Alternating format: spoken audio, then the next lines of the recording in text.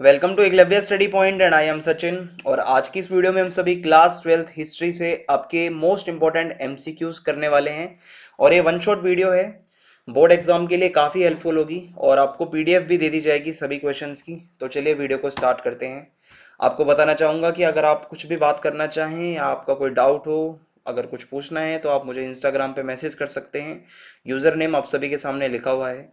और अगर आपको कोई भी डाउट हो तो आप अपने मैसेजेस यहाँ पे भेज सकते हैं। और आपसे एक रिक्वेस्ट है कि फैक्ट्स विद भरत नाम से ये जो चैनल है, आप इसको प्लीज़ सब्सक्राइब कर दें। यहाँ पे आपको बहुत सारी इंफॉर्मेटिव वीडियोस मिलने वाली हैं, बहुत सारे इंटरेस्टिंग फैक्ट्स जानने को मिलेंगे। सो आपसे ये रिक्वेस्ट है, प्लीज़ आप इसको सब्सक्राइब करें। और आपको ये पूरे जितने भी क्वेश्चंस हैं वन शॉट वीडियो के, इसकी PDF class 12 ESP new group नाम से जो हमारा टेलीग्राम चैनल है वहाँ पे दे दी जाएगी। और वेबसाइट जो है हमारी, वहाँ पे आपको नोट्स दे दिए जाते हैं www.eklavyastudypoint.com। तो चलिए फिर मोस्ट इंपॉर्टेंट एमसीक्यूज को स्टार्ट करते हैं। So which of these sites of Harappan civilization belong to Haryana? Kalibangan, ठीक है, राजस्थान में है। लोथल आपका गुजरात साइड है। बनावली हरियाणा में है। शोरतगई अफगानिस्तान के पास है। सो ऑप्शन सी यहाँ पे सही हो जाएगा, बनावली विल बी करेक्ट। सेकंड है विच of these was the cause of decline? देखो डिक्लाइन के कॉज क्या थे? क्लाइमेटिक चेंज भी एक कॉज है, फ्लड्स आना भी एक कॉज है, डिफोरेस्टेशन भी एक कॉज है। So all these are correct, option D will be right. Which city of Harappan civilization literally means mound of deads? यानी कि मरे हुए लोगों का माउंड किसको कहा जाता है, किस सिटी को? मोहनजोदारो को कहा जाता है। Option A will be correct here. उसके बाद यहाँ पे जो हमारा नेक्स्ट क्वेश्चन है वो है which animal was unknown for Harappans? वो कौन सा एनिमल है जिसको हड़प्पन्स नहीं जानते थे? Cow, sheep, horse, bull. Horse को नहीं जानते थे भाई वो। फिफ्थ क्वेश्चन है विच पार्ट ऑफ मोहनजोदारो, जहां पे जो है द ग्रेट बाथ जो है जो मिला है? सिटाडेल, लोअर टाउन, हाउस, या कहाँ? देखो ये सिटाडेल जो ऊंचा बना हुआ था थोड़ा, वहां पे आपको ये ग्रेट बाथ वगैरह मिला है। आगे बढ़ते हैं अब हम। Which was the first site to be excavated? सबसे पहले कौन सी साइट थी जो ढूंढी गई थी? So Harappa will be correct answer. Seventh question is which among the following sites the ploughed field has been found? वो कौन सी जगह है जहां से प्लॉड फील्ड मिला है? सो कालीबंगन से ये जो है प्लॉड फील्ड आपको मिला है। Option C will be correct here. From where did Harappan get copper? Harappan जो थे उनको कॉपर कहाँ से मिलता था? तो राजस्थान का खेतड़ी नाम का जो रीजन है वहां से कॉपर आ रहा था। अब यहाँ पे नाइन्थ क्वेश्चन जो है, यहाँ पे हमें देखना है मैच द फॉलोइंग्स, ठीक है। सबसे पहले है हड़प्पा, सिटाडिल, लोअर टाउन और धोलावीरा। सो हड़प्पा आप यहाँ पे कह सकते हो कि भाई सबसे पहले हड़प्पा जो है वो पहली साइट थी जो डिस्कवर हुई। सो पहले को हम बी से मिला देंगे। फिर उसके बाद सिटाडिल जो है मड ब्रिक के प्लेटफॉर्म पे बना हुआ था, ठीक है। फिर उसके बाद अगर आप देखो लोअर टाउन, यहाँ पे रोड जो थे वो ग्रिड पैटर्न में थे, कुछ इस तरीके से रोड आते हैं और ये ऐसे ग्रिड पैटर्न बन जाएगा। फिर उसके बाद यहाँ पे धोलावीरा, धोलावीरा में एक वाटर रिजर्वर मिला है, तो ऑप्शन ए यहाँ पे सही हो जाएगा। इस तरीके से जो हमारा ये ऑप्शन ए है ये सही हो जाएगा। थोड़ी सी ऑप्शन में थोड़ी सी दिक्कत है, मैंने इसको सही कर दिया है। Option A will be correct here हमारा। आगे बढ़ते हैं। अब आपको केयरफुली इस इमेज को देखना है और बताना है कि ये क्या है, कौन सा मटेरियल है, इसको बनाने में क्या यूज हुआ है। ये सिल्वर का है जी नहीं, कॉपर का है जी नहीं, टेराकोटा का है हाँ जी। ये जो है टेराकोटा नाम से जो मटेरियल आता है उससे बना हुआ है। ऑप्शन सी यहाँ पे करेक्ट हो जाएगा। अब यहाँ पे आगे बढ़ते हैं। अगला जो यहाँ पे क्वेश्चन है वो है व्हाट इज मेगालिथ? मेगालिथ जो है वो क्या होते थे? देखो मेगा का मतलब होता है बड़ा, लिथ का मतलब होता है पत्थर। यहाँ पे हम कह सकते हैं कि मेगालिथ एक तरीके से लार्ज स्टोन थे। अब यहाँ पे सेकंड क्वेश्चन हमसे ये पूछता है कि why 6th century BC is a turning point in the history of India? India की हिस्ट्री में 6th सेंचुरी बीसी को एक टर्निंग पॉइंट क्यों माना जाता है? Emergence of Buddhism and Jainism, सही बात है। एमरजेंस ऑफ महाजनपदा, सही बात है। ग्रोइंग यूज ऑफ आयरन, सही बात है। ऑप्शन डी यहाँ पे सही हो जाएगा। Who has developed the Dharmashastras and Dharmasutras? Dharmashastra और धर्मसूत्र को किसने बनाया था? ब्राह्मण, क्षत्रिय, वैश्य, शूद्र? तो ये सारा काम ब्राह्मण का होता था। ऑप्शन ए यहाँ पे करेक्ट हो जाएगा। अर्थशास्त्र is an internal literary source of which dynasty? अर्थशास्त्र किस टाइम पे आया था? गुप्तास के टाइम पे, मौर्यास के टाइम पे, कुषाण या तुलुप? तो Mauryas will be correct answer. Chandragupta Maurya के जो प्रधानमंत्री हैं, ठीक है, विष्णुगुप्त या फिर चाणक्य जो इसको लिखते हैं। ओके, फिर फिफ्थ क्वेश्चन है, which among the following was the most powerful janapada in ancient society? Most powerful जनपद की अगर बात होती है सो हमेशा हम मगध का नाम लेते हैं, सो ऑप्शन डी यहाँ पे सही हो जाएगा। फिर यहाँ पे स्टेटमेंट्स दे रखी हैं, असर्शन और रीजन दे रखे हैं। Most mahajanapadas were ruled by Kings, each Mahajanapada had a capital city. सही बात है भाई, ज्यादातर महाजनपदास किंग्स ही रूल करते थे, कुछ कुछ जगहों पर गण और संघ भी होता था। सो ऑप्शन ए यहाँ पे हमारा सही हो जाएगा। Who was the grihapati in the ancient society? Head of community, head of jati, head of household या हेड ऑफ पंचायत? सो घर का जो मुखिया है वो यहाँ पे गृहपति कहलाता था। ऑप्शन सी सही हो जाएगा। फिर है, which of this rulers followed endogamy? क्या आप इसका आंसर कमेंट बॉक्स में दे सकते हैं? सातवाहनास, पांडवास, मौर्यास या नन ऑफ दिस? किसने एंडोगेमी को फॉलो किया था? आप कमेंट करके बताइए क्या इसका सही आंसर होना चाहिए।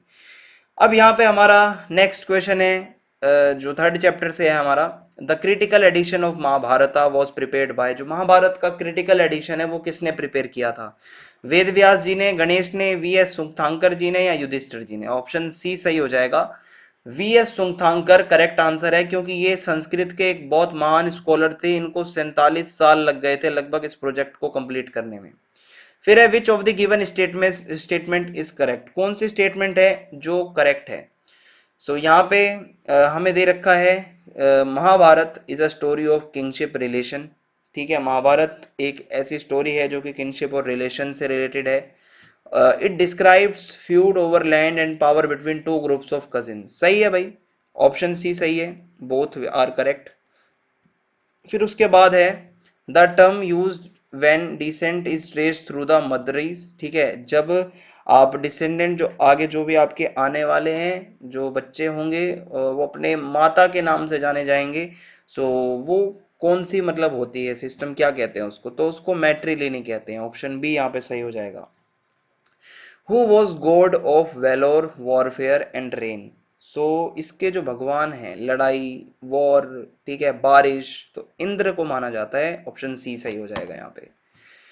मैच दी फॉलोइंग, अब यहाँ पे हमें देखना है ब्राह्मण्स का काम क्या होता है। स्पिरिचुअल जितने भी काम थे वो इनके थे, एजुकेशन से रिलेटेड इनके काम थे।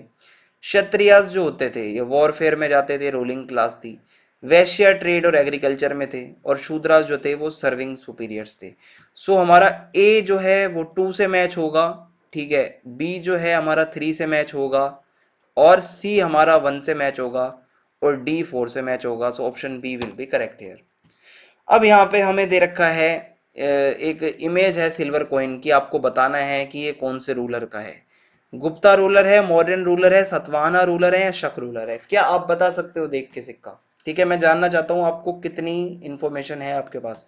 ये इमेज देख के आप बता सकते हो कमेंट बॉक्स में, लाइव चैट में, कि ये कौन सा मतलब वो है रूलर है जिसने ये सिक्के चलवाए हैं। आगे बढ़ते हैं। अब हमारा नेक्स्ट क्वेश्चन है जो हमसे ये पूछ रहा है कि जो हेजियोग्राफी होती है वो किसकी बायोग्राफी होती है? राजाओं की, प्रीस्ट की, संतों की या नन ऑफ दिस? जो संत होते हैं, जो सेंट होते हैं, उनकी बायोग्राफी को हेजियोग्राफी कहते हैं। फिर उसके बाद सेकंड क्वेश्चन है हमारे सामने, कुटग्रहशाला से आप क्या समझते हो? What do you mean by kutagarashala? A place where philosophical debate took place, a hut with pointed roof, या बोथ आर करेक्ट या बोथ आर रॉन्ग? कुटग्रहशाला क्या होता था? ये आप अगर देखोगे कि भाई फिलोसफिकल डिबेट्स यहाँ पे होती हैं, ठीक है, और पॉइंटेड रूफ भी है इसकी। Option C will be correct यार। या फिर आप देख सकते हो भाई, वैसे तो ऑप्शन ए भी इसका करेक्ट लग रहा है, यहाँ थोड़ा सा डाउट है, पर ऑप्शन सी आप कर सकते हो। Which religious script is called Tripitaka? कौन से रिलीजन के अंदर ये त्रिपिटक पाया जाता है? ये बुद्धिज्म के अंदर है कॉन्सेप्ट, 3 बास्केट्स जिसको कहते हैं लिटररी, जो इसका मीनिंग है। फिर फोर्थ क्वेश्चन है, in which section Buddha's teachings are included? वो कौन सा सेक्शन है जिसमें बुद्ध, जो महात्मा बुद्ध है, उनकी जो टीचिंग्स हैं वो मतलब लिखी हुई हैं? महात्मा बुद्ध की जो टीचिंग्स हैं वो सुत्त पिटक में हैं। ऑप्शन ए यहाँ पे सही हो जाएगा। आगे बढ़ते हैं।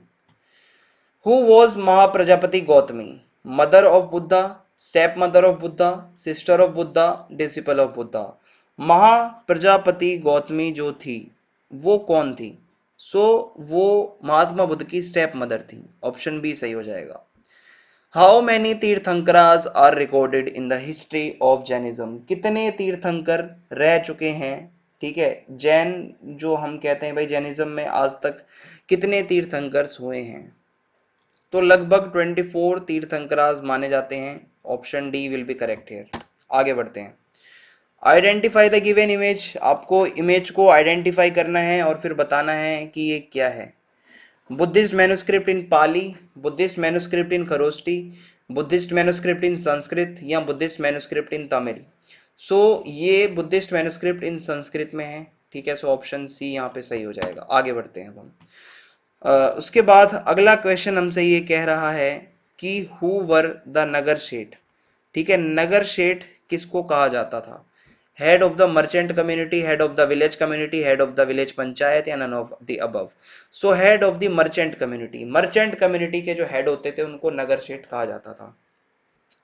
फिर उसके बाद सेकंड क्वेश्चन है, to which king did Francois Bernier dedicate his major writings? Louis, ठीक है, आप यहाँ पे कह सकते हो 13th, 14th, 15th या 16th। ये इसका जो करेक्ट आंसर है, आप कह सकते हो लुई 14th के ज्यादातर उसको ध्यान में रखते हुए इन्होंने अपनी राइटिंग्स को डेडिकेट किया। हु रोट किताब उल हिंद? किताब उल हिंद किसने लिखी? किताब उल हिंद जो है अल बिरूनी ने लिखी। ऑप्शन सी सही हो जाएगा। Consider the following pairs, Kitab ul Hind al Biruni, Rihla Ibn Battuta, Aine Akbari, Abdul Razzaq Samarqandi. Which of the above books is or are correctly matched? देखो भाई, पहला और दूसरा सही से मैच्ड है, क्योंकि आईने अकबरी जो है अबुल फजल की है, ना कि अब्दुल रजाक समरकंदी की। ए ऑप्शन सही हो जाएगा, पहला और दूसरा सही है। अब यहाँ पे कुछ हमें असर्शन रीजन के क्वेश्चंस दे रखे हैं, हम समझ लेते हैं कि इसमें क्या दिया है। Indian cities were very prosperous, सही बात है भाई, इब्न बतूता बता रहा है। Indian cities were densely populated, दोनों सही हैं। ऑप्शन ए सही हो जाएगा। A and R correct and R is the correct option of A.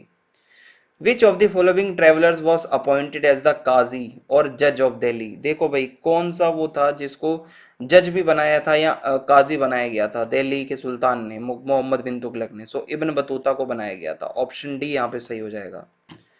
According to Bernier, one of the evils effect of the crown ownership of land? देखो क्या एक evil effect थे यहाँ पे जो हमें देखने को मिलते हैं।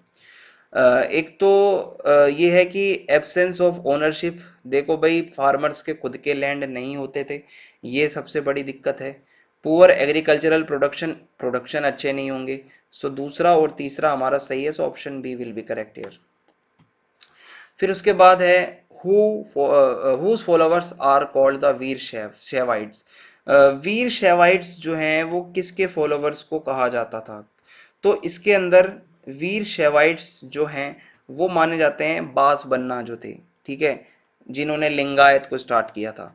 Option D will be correct here. फिर है यहाँ पे the Alvar and Nayanars initiated a movement to protest against the caste system, correct. The major anthologies of compositions by the Alvars, the Nal-Gira Divya Prabandhan, was frequently described as the Rig Veda, thus claiming that the text was as significant as the four Vedas in Sanskrit was cherished by the Brahmanas. भाई इसमें देखो, आप यहाँ पे कह सकते हो कि अलवार नैनार के बारे में जो बात हो रही है वो पहला वाला सर्चन सही है, लेकिन सेकंड वाले में इसका जो रीजन दे रखा है वो कहीं भी आप कह सकते हो कि वो सही नहीं है। Option C will be correct है। आगे बढ़ते हैं। Which of the following is a historians classification of bhakti tradition? Bhakti tradition का क्लासिफिकेशन कैसे किया गया है, सगुण और nirguna? Yes, option D will be correct here. In which place, ये जो इमेज है ये कहाँ पे है? जगन्नाथपुरी उड़ीसा के अंदर ये इमेज है। फिर नलियरा दिव्य प्रबंधन जो है इसको किसने कंपोज किया था? अलवार्स ने किया था। Option B will be correct here. Karaikkal Ammai आर जो है वो किसकी डिवोटी थी? करैक्कल अम्मई आर जो है वो शिवा या भगवान शिव की डिवोटी थी। आगे बढ़ते हैं। फिर यहाँ पे अगला क्वेश्चन है, what is the second name of Vijayanagara city? Vijayanagara city जो है उसका सेकंड नेम क्या था? फतेहपुर सीकरी या हम्पी, हस्तिनापुर या नगलपुरम, सो हम्पी नाम से भी जाना जाता है, ऑप्शन बी सही हो जाएगा यहाँ पे। फिर है who establish the Vijayanagara kingdom, Vijayanagara kingdom को किसने एस्टेब्लिश किया था? हसन गंगू एंड हरियर, प्रांतक first and Bukka, Harihara and Bukka, yes Harihara and Bukka ने इसको एस्टेब्लिश किया था। The first dynasty that ruled over Vijayanagara empire, पहली डायनेस्टी जो रूल करती है सुलूभ डायनेस्टी है, option A will be correct here. Fourth question, which deity was the local goddess of Vijayanagara, Vijayanagara की मात्र देवी Pampa Devi will be correct option, और यहाँ पे जो है सी सही हो जाएगा यहाँ पे। Which of this river was the main source, ठीक है पानी का मेन सोर्स विजयनगर में क्या था? तुंगभद्रा रिवर जो है ये हो जाएगा, ठीक है तुंगभद्रा रिवर। फिर सिक्स क्वेश्चन है द बैटल ऑफ तालीकोटा, ये किसके बिटवीन हुई थी? ठीक है organisation of Deccan sultans and Krishna Raya या रोहिका राय, सदाशिव राय या राम राय। सो ये हुई थी तालीकोटा की बैटल, जिस टाइम पे विजयनगर की आर्मी लीड कर रहे थे राम राय, ऑप्शन डी सही हो जाएगा। आगे बढ़ते हैं। Find out which one of the following is not correctly matched, Amara Nayaka system Vijayanagara empire, Harihara and Bukka founded Vijayanagara सही है, महानवमी डिब्बा किंग्स पैलेस, हजार राम टेम्पल न्यू दिल्ली, नहीं भाई हजार राम टेम्पल न्यू दिल्ली में थोड़ी है, ऑप्शन डी यहाँ पे इनकरेक्टली मैच्ड है। फिर है आइडेंटिफाई द टेम्पल, अब आपको टेम्पल आइडेंटिफाई करना है कौन सा, बृहदेश्वर टेम्पल है भाई, ऑप्शन ए सही हो जाएगा। आगे बढ़ते हैं अब हम।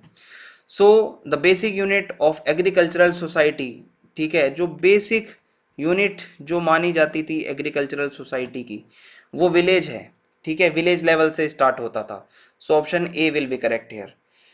फिर उसके बाद है the term which Indo Persian sources of the Mughal period, जो ज्यादातर इंडो पर्शियन सोर्सेस है मुगल पीरियड के जो यूज करते हैं पीजेंट्स के लिए, वो क्या यूज होती थी? रैयत यूज होता था, रैयत वर्ड, ऑप्शन डी सही हो जाएगा। Who was the author of Ain Akbari, Ain Akbari के ऑथर कौन है? Abul Fazl, option B will be correct here. फिर है what do you understand by the term khud kasht, खुद कास्ट से आप क्या समझते हो? Peasants who were residents of the village, non resident cultivators, revenue collectors या हेड ऑफ जाति पंचायत। सो जो ऐसे किसान होते थे जो गांव में ही रहते थे, वहीं के ही रेजिडेंट्स थे, उनको हम खुद कास्ट कहते थे। फिर सिक्स्थ क्वेश्चन है what were the constituents of village community during empire, village community किस किस से मिलकर बनती थी? कल्टीवेटर्स होते थे, विलेज हेडमैन्स होते थे, पंचायत होती थी, सो ऑप्शन डी सही हो जाएगा, ये सारी चीजें होती थी। फिर उसके बाद हमारा जो अगला क्वेश्चन बनता है वो है लाइफ ऑफ पहाड़ियाज, जो लोग पहाड़ी पे रहते थे उनकी लाइफ कहाँ पे डिपेंडेंट, मतलब ज्यादातर किस चीज से डिपेंड थी उनकी लाइफ? तो रिवर से, परमानेंट एग्रीकल्चर पे, या फॉरेस्ट पे, या ट्रेड पे। तो इनकी लाइफ ज्यादातर फॉरेस्ट के ऊपर डिपेंडेंट थी, तो option C will be correct here. फिर है who was Charles Cornwallis, Charles Cornwallis जो है वो कौन थे? Colonel of Bengal when the permanent settlement was introduced, admiral when the permanent settlement was established, या governor general of Bengal when the permanent settlement was introduced, या commander of Bengal when the permanent settlement was introduced. क्या आप बता सकते हो कौन सा option इसमें सही होना चाहिए? चार्ल्स कॉर्नवेलिस कौन थे? बहुत इजी क्वेश्चन है, आपने परमानेंट सेटलमेंट अगर पढ़ा है तो आप बता सकते हो आसानी से।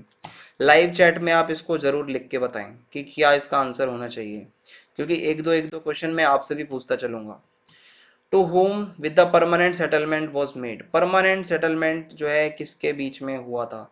Governor generals of Bengal, raja and taluqdars of Bengal, working man of Bengal, ठीक है या फिर priest of Bengal.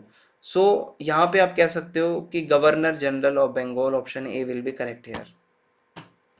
What is mahua, महुआ से आप क्या समझते हो भाई? महुआ एक काइंड ऑफ फ्लावर है, ऑप्शन डी सही हो जाएगा। कंसीडर द फॉलोइंग इवेंट्स, अब यहाँ पे कुछ इवेंट्स दे रखे हैं। परमानेंट सेटलमेंट आता है आपका, तो भाई देखो अगर हम यहाँ पे देखें परमानेंट सेटलमेंट आपका 1793 में आता है, और उसके बाद फिफ्थ रिपोर्ट जो थी आपकी वो 1813 में आ रही है, ठीक है। संथाल्स जो है 1850 के आसपास आने लगे थे, 1855 के आसपास इनका रिवोल्ट भी चल रहा था। अमेरिकन सिविल वॉर आपकी 1861 से 65 के बीच में चल रही है। सो ये तो करेक्ट क्रोनोलॉजिकल ऑर्डर हो जाएगा। सो इसमें अगर आप देखोगे पहला, तीसरा, चौथा और दूसरा, अगर इसमें देखें तो ऑप्शन डी में दिया हुआ है, सो ऑप्शन डी यहाँ पे हमारा सही हो जाएगा। आगे बढ़ते हैं अब हम। अब यहाँ पे हमारा नेक्स्ट क्वेश्चन जो हमसे पूछ रहा है वो ये कह रहा है कि सब्सिडरी अलायंस जो है वो कौन लेके आया था? Lord Wellesley, Lord heading, Lord Bentinck या लॉर्ड कैनिंग। सो वेलेस्ली लेके आए थे, ऑप्शन ए सही हो जाएगा। सेकंड क्वेश्चन हमसे ये पूछ रहा है the sepoys in the cantonment of Meerut, ये म्यूटिनी कब आई, कौन से डेट को आई? 24 मई 1857, 13 मई 1857, 10 मई 1857 या 20 May? So 10 May, 10 May 1857। C option will be correct here. Who was popularly called Danka Shah, डंका शाह किसको कहा जाता था? Who was popularly called Danka Shah, ठीक है, शाहमल या मौलवी अहमदुल्ला, बहादुर शाह या बिरजिस कद्र? सो भाई डंका शाह मौलवी अहमदुल्ला को कहा जाता था, ऑप्शन बी सही हो जाएगा। Who led the revolt in Kanpur, Kanpur में कौन जो है देख रहा था भाई रिवोल्ट को? सो नाना साहिब देख रहे थे, ऑप्शन डी यहाँ पे सही हो जाएगा हमारा। In which place was the revolt broken out first, सबसे पहले रिवोल्ट कहाँ पे हुआ? सो मेरठ छावनी से, ऑप्शन सी सही हो जाएगा, मेरठ कैंटोनमेंट, 10 मई 1857। आगे बढ़ते हैं। अगला क्वेश्चन हमसे ये पूछ रहा है कि dash allowed certain political leaders to be jailed without trial, कौन सा एक्ट है जिसमें भाई बिना किसी ट्रायल के आपको सीधा जेल में डाला जा रहा था? सो वो था रॉलेट एक्ट, ऑप्शन बी सही हो जाएगा। In which year did the Jallianwala Bagh massacre take place, Jallianwala Bagh कब हुआ था? 1990, ऑप्शन 1919, ऑप्शन सी सही हो जाएगा आपका। आपको पता ही होगा जलियांवाला बाग जिसको हम हत्याकांड कहते हैं, जहाँ पे कई बहुत सारे आम क्राउड को मार दिया गया था। आगे बढ़ते हैं।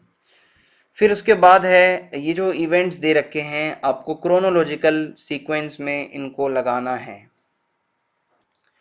तो भाई देखो खिलाफत मूवमेंट 1920 के टाइम पे हुई, लाहौर सेशन जो था कांग्रेस का वो आपका 1929 में हुआ, साइमन कमीशन 1928 में आता है, चौरी चौरा इंसिडेंट 1922 में होता है।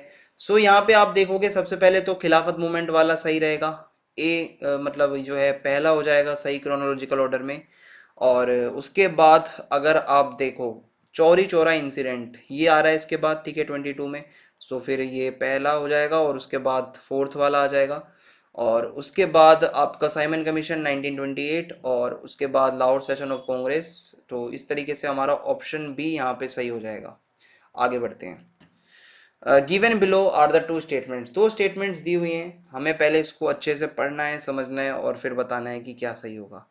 The Cripps mission was fail to reach an agreement with Indian leaders, Cripps mission fail हुआ था, बिल्कुल फेल हुआ था। ठीक है, फिर है the quit India movement was started in 1942, तो दोनों ही सही हैं भाई बातें, ए एंड आर करेक्ट और बिल्कुल सही बात लिखी हुई है, ऑप्शन ए सही हो जाएगा हमारा। अब है हमारा इंडियन कॉन्स्टिट्यूशन इफेक्ट में कब आया? तो भाई वी ऑल नो दैट 26 जनवरी 1950 लागू हो गया था भाई, ऑप्शन बी सही हो जाएगा। फिर है the Indian constitution was framed between, Indian constitution जो है वो कब से कब तक बना हमारा? ठीक है, इसका आंसर आप मुझे कमेंट बॉक्स में बताएंगे टाइप करके, डेट टाइप करो भाई, आपको बताना है कि कौन सी डेट को ये एक्चुअली फ्रेम्ड हुआ था। Who gave the speech tryst with destiny and when? So tryst with destiny Jawaharlal Nehru ji का एक बहुत ही फेमस भाषण है, स्पीच है, ठीक है, और ये 14 और 15 अगस्त जो था उसकी मिडनाइट को ये दिया गया था, ये जो भाषण था। ऑप्शन सी यहाँ पे सही हो जाएगा हमारा। फिर है while welcoming the objective resolution who urged that the term minorities be interpreted in economic terms, किसने ये बोला कि टर्म माइनॉरिटी को हमें इकोनॉमिक टर्म्स में भी देखना चाहिए? एन जी रंगा वॉज द मैन जिन्होंने ये बात बोली। सो ऑप्शन ए सही हो जाएगा। Dash as an adivasi I am not expected to understand the legal intricacies of the resolution, ये बात किसने बोली कि मैं एक आदिवासी हूँ? और आदिवासियों के लीडर कौन थे आपको ये पता होना चाहिए। So Jaipal Singh was the leader of adivasi, so option सही सी सही हो जाएगा। We have been suffering but we are prepared to suffer no more, ये बात किसने बोली? ये आप अगर कह सकते हो तो भाई जो जे नागप्पा हैं उन्होंने ये बात बोली, सो ऑप्शन बी हमारा यहाँ पे सही हो जाएगा।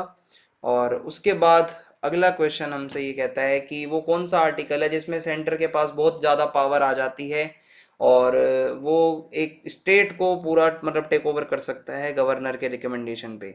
सो ये जो आर्टिकल है वो है आर्टिकल 356, ऑप्शन डी हमारा करेक्ट हो जाएगा। इसी के साथ हमारी ये वीडियो खत्म होती है, आपको ये सारे एमसीक्यूज मिल जाएंगे हमारे टेलीग्राम चैनल पे, पीडीएफ बहुत जल्द अपलोड हो जाएगी।